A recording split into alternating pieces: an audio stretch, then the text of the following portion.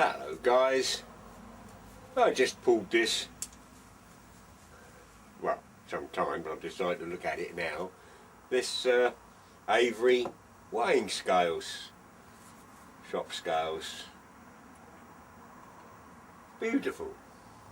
It's made by W&T Avery Limited England, to weigh 500 grams by 5 gram divisions, or to weigh 1 pound by 2 gram divisions.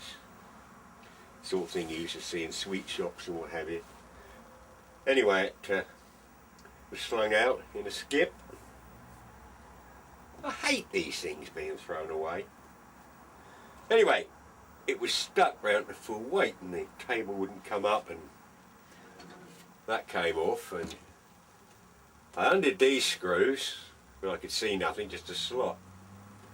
Turned upside down and there was these things in the bottom, 3 of them. When you take anything apart, watch how you take things apart, because there's a slight difference in length. So you always want the bolts and nuts to go back where they come from. And in order to get this piece off, because this top obviously lifted off, it had horrible, those type of sunk in there, hell of a job to do. Anyway, I didn't make up a special tool. I used a long-nosed pair of pliers, and that fitted in there, and they weren't too tight, so I didn't wring them too badly, and they came out. So that now comes off. But it's rather nice. It wants a good clean up. In the middle here, look, there's a little bubble level, so you can alter the feet and level the whole thing up. Anyway, I thought it was rather nice. You know, it's a far cry from digital stuff today. Anyway, I lifted the top off, and as you can see, it wants a good clean. Let's get that out of the way. It's not in the way, but you can see the, well, perhaps you can't.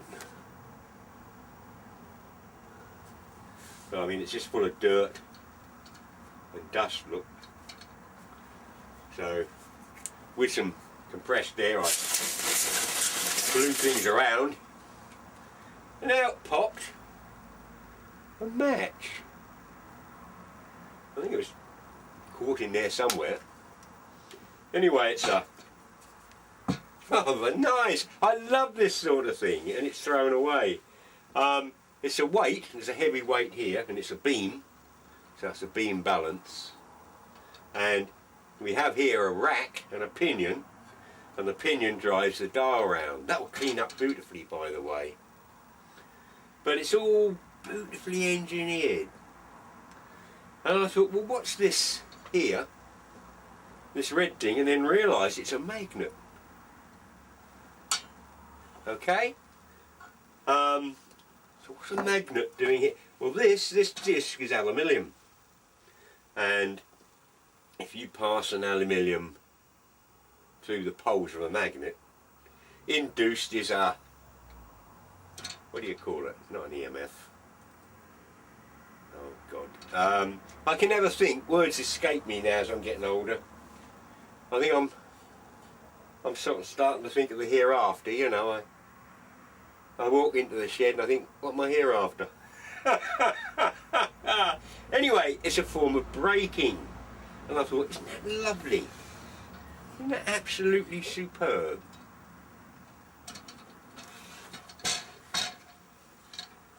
Anyway, one more to be rescued. So that'll get a clean up.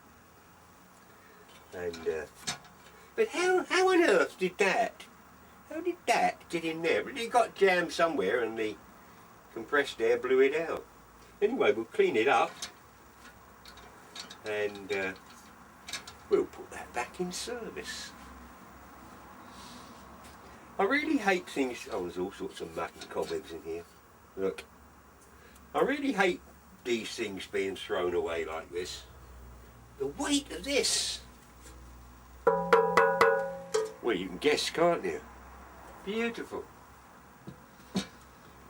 Far, far better than today's stuff, in my opinion. When I was a kiddie, there used to be a Mr. Fix-It at the end of the road. You never see anything like that nowadays, do you? He had a shop, well, I loosely call it a shop. He had everything in there from electric light bulbs to bicycles to, you know. And he'd fix anything. You'd go in with someone would go in with a saucepan and a hole in it, and he'd put a nut and bolt and a washer in it and fix it, or he'd repair the kid's bike, and really charged. And you used to have things like that years ago. You don't have anything like this now, do you? You know what I'm leading up to, don't you? I'm leading up to sort of my time in the TV and radio servicing days. I started my radio apprenticeship with well, his name was Smithy. He's dead now, so it doesn't matter.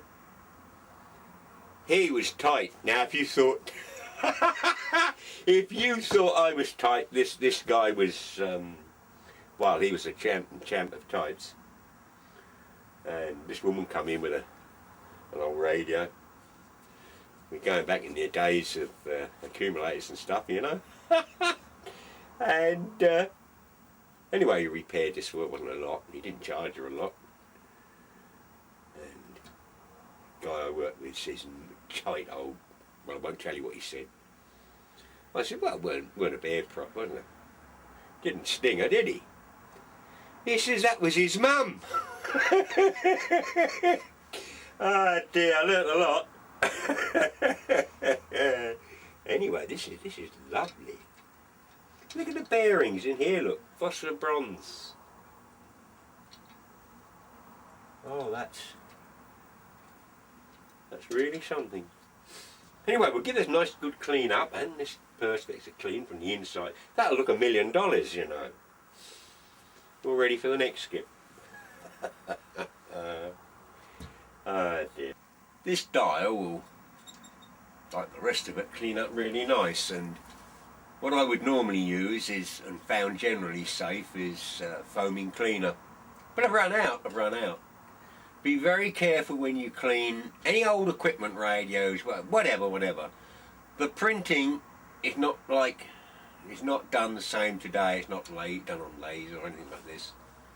And it could just have a lacquer on it, and if you put the wrong thing on, you could end up wiping it off or doing damage. Some of the plastics and things, although there's no plastic here, can be affected.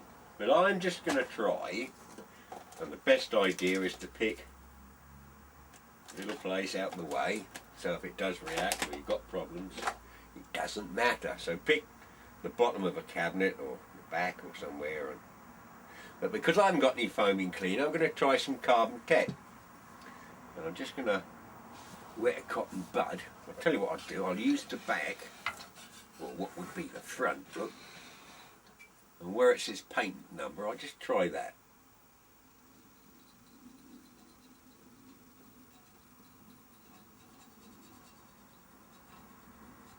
No, not making a lot of effect, although you can see the dirt that's coming off. Anyway, this will take quite some time, but I'll clean this style up. That will look very nice. I'll do that later. I need to concentrate on that. Put that there. Anyway, as I say, there used to be people that repaired things, and as I say, in my servicing career, oh, I thought it was great. You just don't get anything like this today. You just don't. Well, you don't. We live in just totally different times, you know.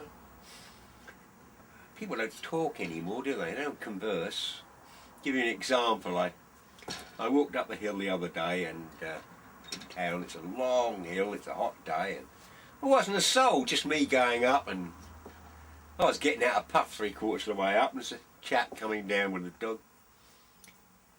And just out of politeness, I said, it's a lot easier going that way. He looked at me as though I said, give me 50 quid, you know? Oh God, oh dear, you're frightened to say anything nowadays. If you're on a path walking along the road and or some footpath out in the country, if you see a woman or something coming the opposite direction, you have to be very careful. I mean, do you keep your head down? Do you really risk it and say good morning? Oh, not today apparently. Horrible times we live in. Horrible. I don't like it. That's why I hark back to my youth and my time. As I say, people talked.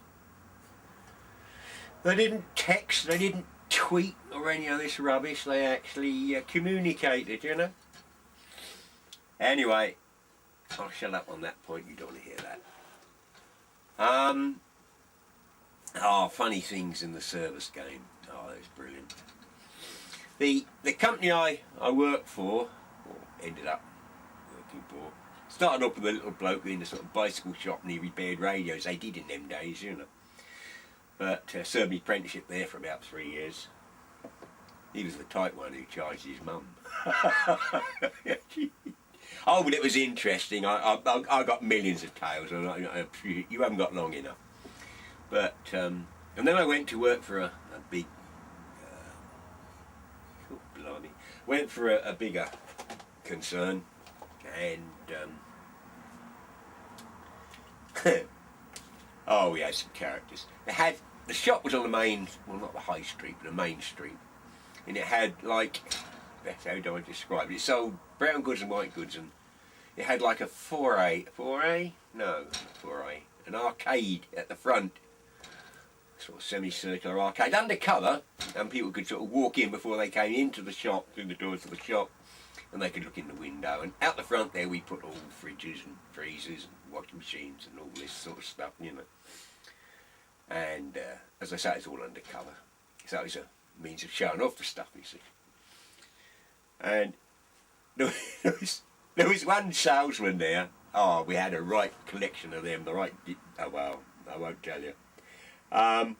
This guy, he got there not by what he knew, but who he knew. I think he was the nephew of one of the directors.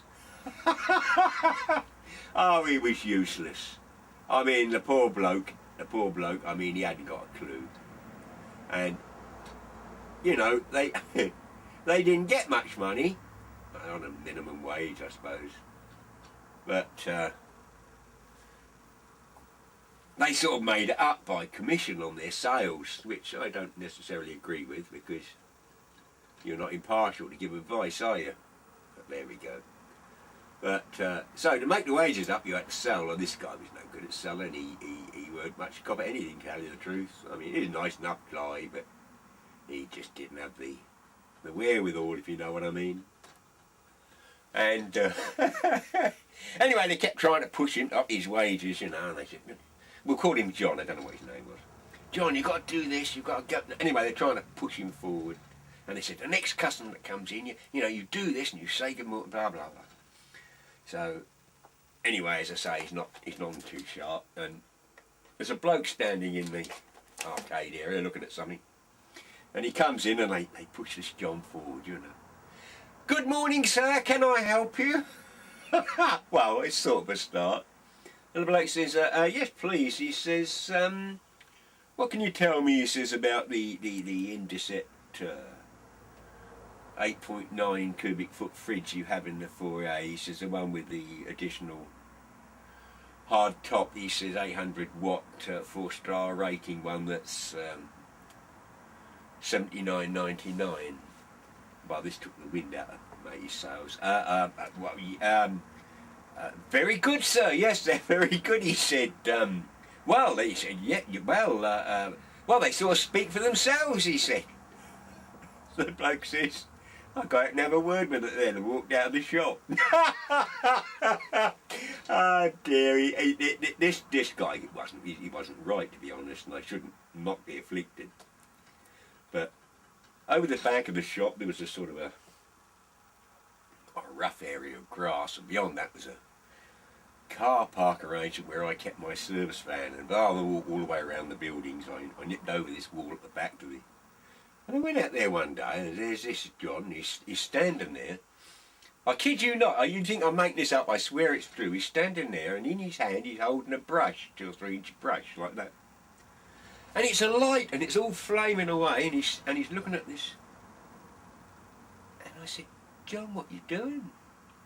He says, I'm burning the paint out of the bristles, he said. Oh dear, dear, oh dear. He didn't last too long, as you can imagine. Oh dear. Oh, he had some fun. He did have some fun, eh? They were the days for me, I can tell you.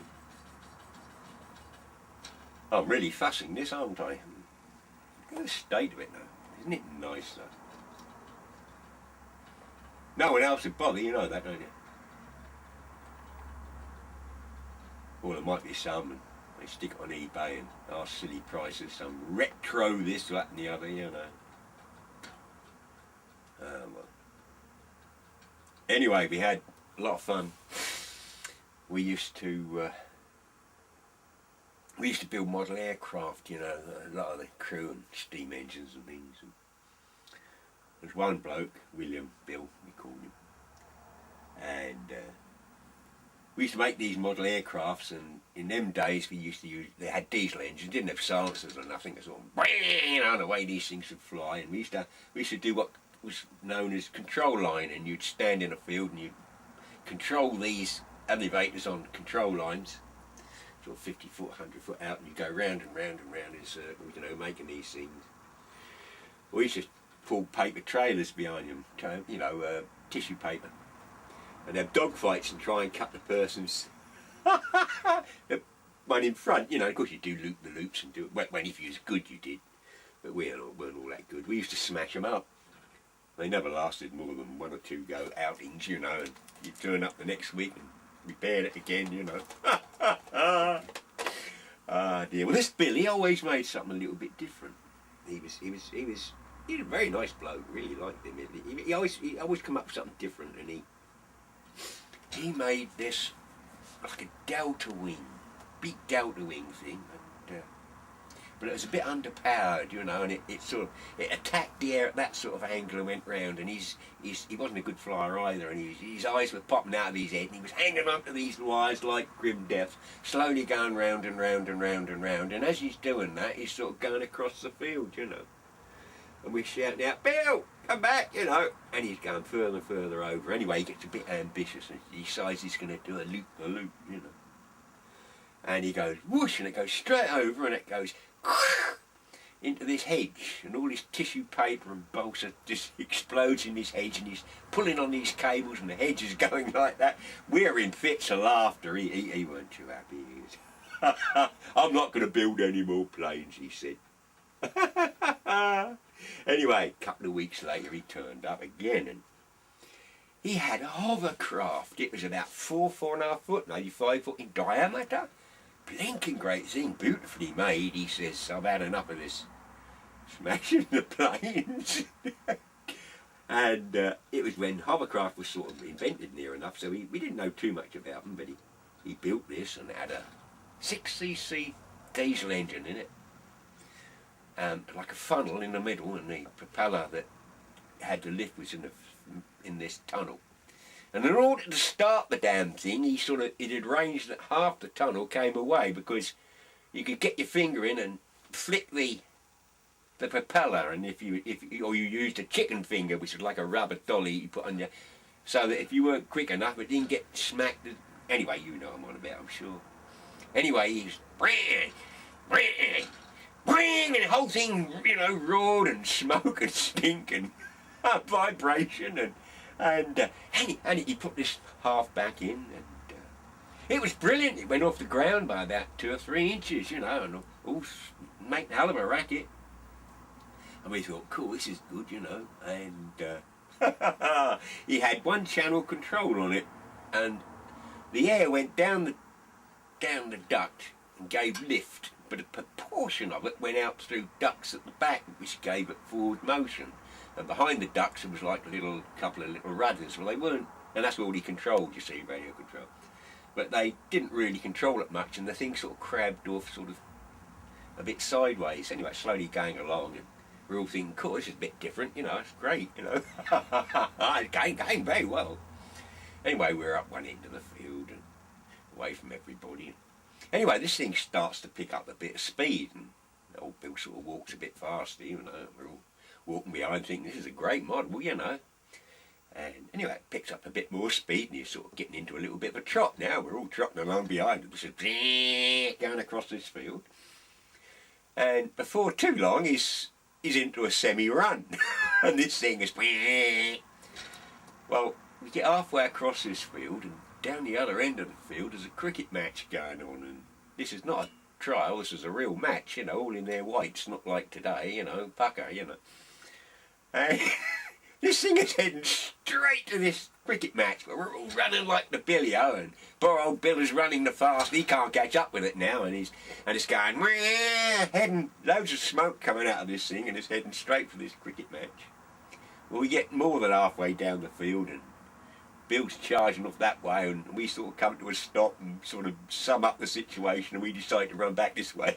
And the last I saw of Bill was him charging through this cricket match with these stunned cricketers as this thing goes across the pitch, you know. Dear, great fun that was, great fun. Dear, oh dear, oh dear. Had some problems as well, of course. It didn't fix everything. One blinking tally, I was forever looking at this thing. I couldn't suss it. Anything I couldn't do, and I did most to be honest, but anything I couldn't do went into the service department, and oh, look at that, lovely. And the guy there, who was brilliant and taught me a lot, he knew what I was capable of, and look at the state of that. He knew what I was capable of, and so he didn't look there, and he found all, you know, unusual things. Well, he had the time and the equipment, you know. And oh, that's smashing, look. Anyway, we had this set that was caused us loads and loads of problems. Or caused me loads of problems. Anyway, cut a long story short, he spent ages and ages on this. It had a intermittent fault. They're the worst, by the way. And eventually he found it was some tiny little component that sort of had thermal runaway, and oh, weirdo, I won't even go there. And anyway, he fixed it. I was so proud, and of course we're talking about big sets in them days, big valve jobs, you know, heavy, hot things. Anyway, I took this back to the customer. And I mean, I'm not a big built bloke, but this is a damn great thing, and I sort of come up to the front gate, and I sort of balanced it on the front gate, and put my hand over to undo the latch, and you know what's coming, don't you? And the gate sort of moved forward, and the set went over the top, and it went bang and broke into a million bits, you know. Customer come to the door, he says, "You fixed it now, ain't you?" Oh dear, luckily we was insured for all that sort of thing, but oh dear, oh dear. Tell you what, the old memories come back. Someone said on the comments below, oh, I know, some guy about an old shop, how they wore brown coats, and I thought, yes, we did. I always remember seeing Smithy in these brown coats. No matter what we was doing, it was, you know, like doctors wear white ones, used to wear like a brown one. I think I'm fussing this too much, don't you? I mean, it's not worth anything, but I just think it's lovely.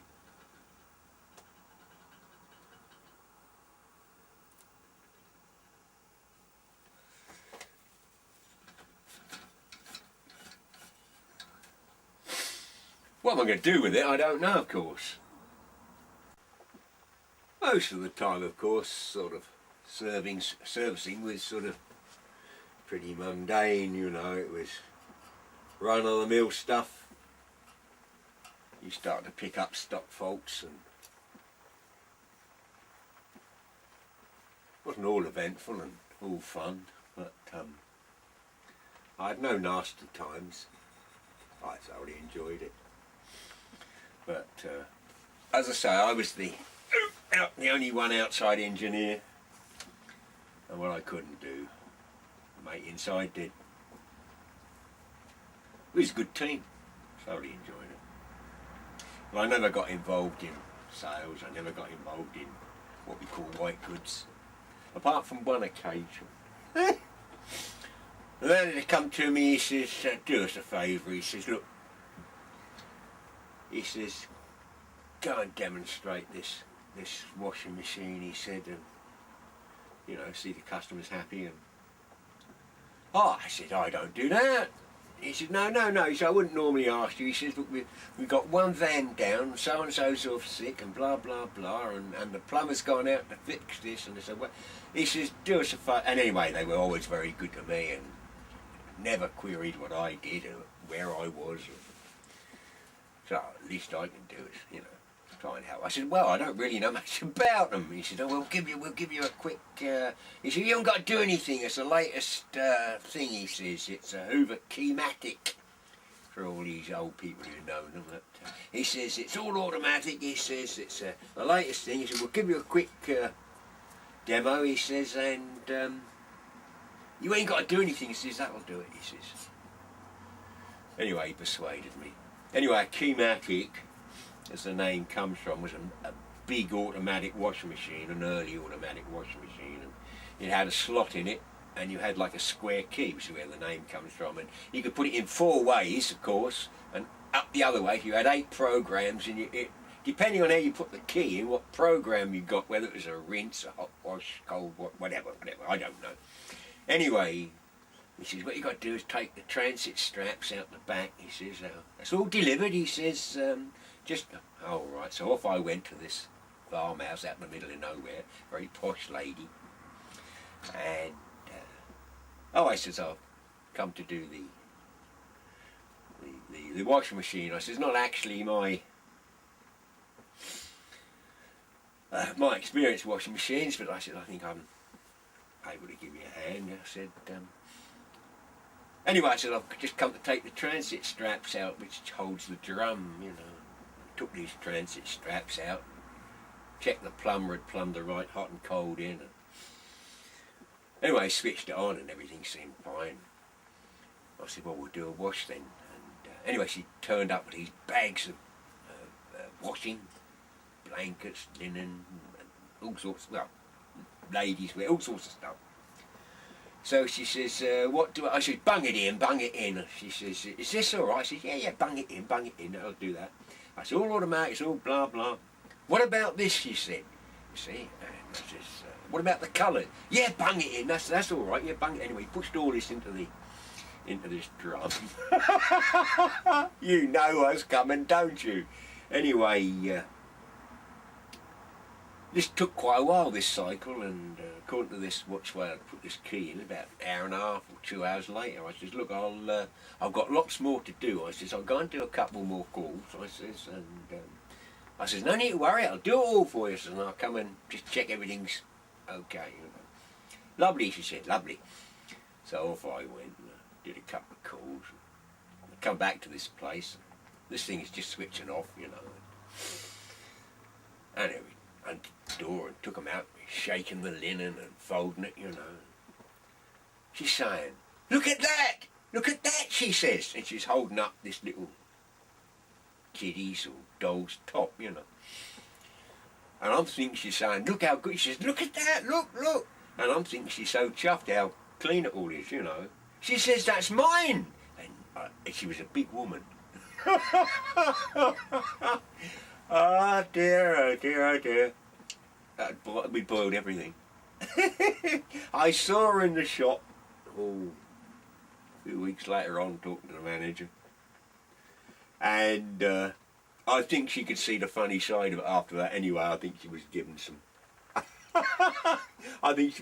free vouchers to sort of sweeten her up a bit. From then on, white goods, no thank you. I'll stick to what I know. Oh, it was great fun, that was great fun. I've done quite a few things in my life, not just TV servicing. I drove a lorry for a little while. There was a fish merchant used to pick fish up from Lowestoft and take it all around the markets. And sell the stuff on markets and set up store. Anyway, I did that. That's why I learned about fishing, and that was quite interesting for a little while. And the guy that was showing me the job, he was a practical joker. He was always, well, I tried to get away one day in a hurry, and I had a motorbike at the time, though, BSA 250, C11. And it wouldn't go too well, and going down the road, it went that awful pop, and this potato come out the exhaust pipe. He's always doing things like that, you know, and, or you'd drive off and there'd be a tin can rattling behind you. But he was a bit of a character, and he's always out to make a shilling. And anyway, he's showing me the route, and he was saying, tell you what, he says, you wave at people on your side, he says, and I'll wave at people on my side, he says, and for everyone that waves back at you, he says, I'll give you sixpence. He says, and everyone that waves back at me, you give me sixpence. All right then. Well, I was a bit slow because he was driving at the time, and he'd go along and he'd go beep when someone on his side, and they sort of turn around a bit startled and sort of go like that, and he says sixpence, you know. And anyway, he made a profit out of me. So. Anyway, I took on the driving of this lorry. It was an old Indian 6-cylinder petrol. Went like stink, but it had a crash gearbox. I drove it for 2 years. I never mastered that crash gearbox. I never went from one gear to the next without you know. Double declutched. You don't know what that is, do you? I did all those things. No way. But that was a swine, that was. So we have improved on some things. Anyway, I was driving after a while, and I cottoned onto his luck, you see. And I took a different route. I weren't daft. I took a different route. We went sort of out in the country a bit. And there was all these labourers, about 30 of them, all hoeing away in a field, you know. I mean, they did in them days, long before, you know. Anyway, I went, beep, beep, beep, beep. Well, a couple of them sort of looked up and sort of semi, you know, do I know you sort of thing. And then the following day, beep, beep. And half of them all waved, you know. And about the third day, they were virtually hanging on the gate waiting to wave, you know. Well, the following day he was sick and he didn't go to work, and I was late, and the blinking lorry wouldn't start, and I was a bit peed off, and generally not the best of days, and they were all standing there waving like, you know, I was the Queen. I thought, silly buggers, you know. Oh, rotten, and I. Oh, we had some fun, I really did. Really did. Do you know there's some beautiful bearings and things in this, like a sewing machine. Absolutely like a sewing machine. Anyway, look, you can see I'm getting through the muck. I think we'll call it a day on this. Coming back to the TV days, that was a big portion of my life. I certainly remember lots about it. But I think, as I say, you can tell I thoroughly enjoyed it. But I think the most interesting part was the people you met.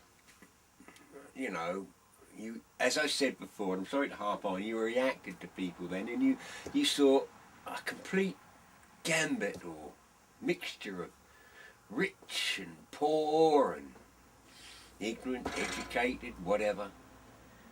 And they all had some thing that had broken that required the services of a TV man or radio, whatever. So you met them all on that part as the part I think I found the most interesting.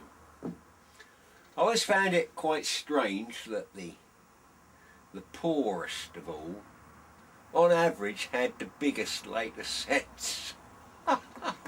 Never worked that one out. Oh, I went into some, I mean there was some that was absolute squalor and disgusting, you know. And the next call you go to might be some mansion. In fact, I've been to a few mansions. I went to one. Just the drive down to the house was 2 miles long. It was enormous. And I thought I'd stop and ask this guy. I thought he was a gardener. He had a worse pulley than me. He had his elbows out the end, you know. And I said, I'm from such and such company. Oh yes, he says, go in, young man, go in. He said, you'll see it in the living room or wherever. And he was the governor. He was the right Lord Honourable somebody or other. Charming man. And anyway, I done fixed that. That was a stock fault again. Coming out, and he waved the van down as I'm coming out and gave me 10 bob. That's half a quid. That was half my wages when I mean, I thought he was a lovely bloke, not because he gave me the money, but and then of course you've got others. The nouveau rich are the worst ones. Oh dear, oh dear. As I say, I got lots of stories, but I'm not going to go all into it now. Tell you what I did notice on this. Here, just there. The camera won't pick it up. Let's have a look. So I can. Where's my magnifying glass?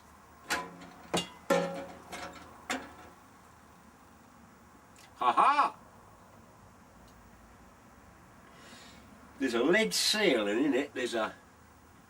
I wonder if the camera will get in that far. Go on, have a go. There we go. You can just see it. There's a crown. Oh, that's better. 394, and then it's got 7 over 73, is it? No, there's no such fraction. Where's my magnifying glass? That's what it says. Wonder if that's the date. 1973, 7th month. Could be. Anyway, quite clearly that's a weights and measures stamp. You know, authorising the accuracy of the thing. Could be. Anyway, I think you'll agree that that looks rather nice. What do we plies weigh? 150, 160 and a half grams. Just over 5.5 ounces. Ha-ha! That's lovely. Really like that. Oh look, it's not quite gone back to 0 now. Is there a 0 button anywhere? Yes, there's one at the back, but it may be the feet aren't quite right. No, other way. Oh, that's better. No, a little bit out. That's near enough for me. If they want to come and put another stamp in the side, they can. Okay then, well, coming back to the servicing bit. I'm done what I'm going to do with this. As I said, I did the brown goods. I got talking to an engineer that did the white goods. He did the washing machines and the like. And I'm reminiscing with him all the things we used to get up to. The company the company brought in some enormous, great big long radiograms. They were huge. They were 6 or 7 foot long or more. 2 or 3 man lift, you know, if you know what a radiogram is. And they were Russian technology. I think they were called a Rigonda. And it had a superb finish.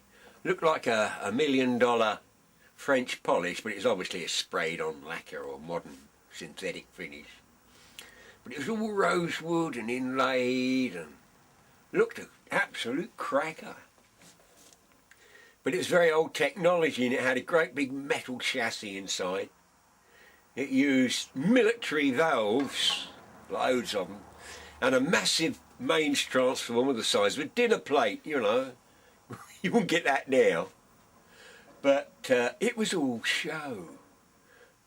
This cabinet, which really looked great, and they were a lot of money, but they worked really well. They had big 10-inch elliptical speakers. I think they had 4 of them with crossover units and tweeters. And I mean, they were the business as far as I'm concerned. But it was all show. What you never ever did is let the customer look in the back, because the cabinet was made up with orange boxes. I kid you not. You could get an outspan label on it or something. You know, well, all right, I exaggerate a wee bit. But it was rough and ready and rough sawn wood, and yet this thing looked a cracker, you know, so you made sure the customer... Otherwise they'd never fit what they spent their money on, wouldn't they? But actually they were good value. Anyhow, I was speaking to the guy who did the white goods service. Oh, he says, we get that sort of thing as well. He says, he says, you can't let the customer see. He says, that's the trouble. He says, not so much today, he says, but quite a number of stock faults with old fridges, as the doors didn't shut properly. You had a gap down the side, either the top or the bottom. And he says, it doesn't apply quite so much today, he says, because you've got a magnetic squeezy strip. He says, but you didn't used to have. He says, they had to shut spot on, otherwise you'd, you know, they weren't efficient and all the rest of it. Pardon me. He says, but it's a simple fix. He says, you stuck your foot in the bottom if there's a gap at the top, and you pushed with all your might, he said, and you rung the thing. He says, isn't it fitted? Or vice versa, you put your foot on the bottom and you tug with all your might on the top and bent it the other way. He says, and it worked every single time. He says, it's just a question of doing that. 2 or 3 minute job, not that. He says, you could never let the customer see you doing that. I mean, they'd had 40 fits, you know. He says, I went to do one. He says, normally 3-4 minute job maximum, and that's to get it spot on. He says, I was there for 3/4 of an hour. He says, I was trying to get the woman out the room. And he says, I was sort of tinkering with me tools and clicking them together. And he says, he tried everything. He says, he says, I'm supposed really, he says, to ask for the guarantee. He said, oh, she says, it's there. Look. Oh, right. And by rights, he says, I should really look for the your receipts. He says, that's there too. Ah, right, yes. And he thought, what am I going to do? Shall I say it's a workshop job and put it in the van, take it round the block, do it, and then bring it back? Or... And anyway, miracle. She says, would you like a cup of tea? Oh yes, please. He says, that's very nice. And she says, right. She goes out the door and shuts the door. He sticks his foot in the bottom, yanks with all his might, shuts the door, perfect, you know. 2 seconds later the door opens. She says, do you want milk or sugar? He says, yes please, both, he says. He says, I was there for nearly, well, he says, 3/4 of an hour, he says. He says, there's got to be a better system, isn't there? Anyway, we had a little reminisce and laughing about this. But, you know, don't get the wrong impression. The customers got a very good deal. Well, they did as far as my company was concerned, and the service we provided. Well, I could go on and tell you the praise and presents and thanks we got, so we can't have got it all wrong, could we? Anyway, guys, is this a long enough waffle for you, or have you gone to sleep? You asked for it, so there you go. Right, that's enough waffling. We'll get back onto serious things. Bye for now. That's 6pence.